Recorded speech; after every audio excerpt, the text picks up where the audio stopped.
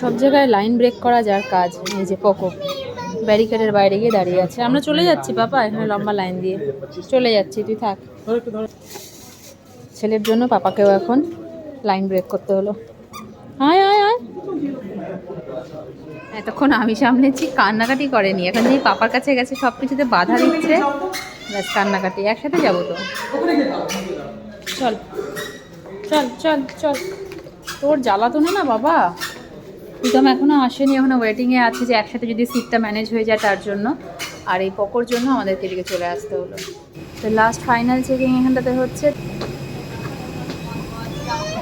মাম্মা, মাম্মা কোথায়?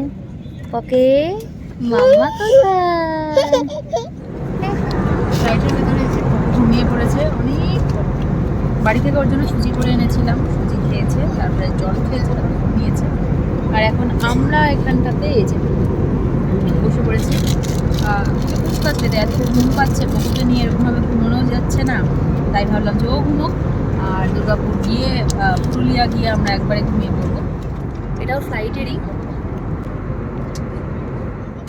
একের পর এক খেয়েই যাচ্ছে, তাও মন মেটে না। বিস্কিট খেলো, আমন্ডস খেলো, এখানে খাকড়া, পেঁপড়া, আর কি কি খাবে বাবু? চকলেট। একদম বন্ধ হয়ে যাচ্ছে, নিজের কথা নিজে শুনতে পাচ্ছি না। আবার গিয়ে গেছিলাম, আবার ঠিক হয়ে যাচ্ছে। আবারও একটা কুকিজ বের করলো, মানে পুরোপুরি যতক্ষণ না আমাদের বাকেট শেষ হচ্ছে ততক্ষণ পর্যন্ত একটার পর একটা খুলতেই থাকবে। একবার শেষ হয়ে গেলো আর কিছু নেই, ব্যাস তখন দিয়ে শান্ত চুপচাপ ভদ্র ছেলের মতন বসে থাকবে। তার আগে পর্যন্ত একের পর এক, খিদে না থাকলেও খেতে থাকবে। এখন আমাদের খিদে নেই, বাট তাও আমরা খাচ্ছি। ও খুলছে, আমি খাচ্ছি, ও খাচ্ছে। অনেকদিন পরে একটু ফ্রি মাইন্ডে আছে, কাজের চাপ নেই, 3-4 দিনের ছুটি। আর সব থেকে ভালো আমরা যাচ্ছি ওয়েস্ট বেঙ্গলে, তাই না বাবু? কেমন ফিল করছো? রিল্যাক্স, পুরো রিল্যাক্স। বাড়ি থেকে খালি আই কার্ডটা খুলবে, আই কার্ডটা না খোলা পর্যন্ত আমার মনে হচ্ছে এখনো অফিসেই আছে।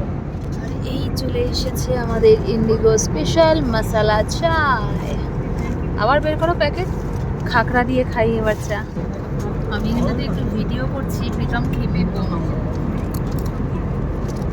খাকড়া অনেকবার খেয়েছে, মশালা চায়ের গন্ধেই না মমা করছে।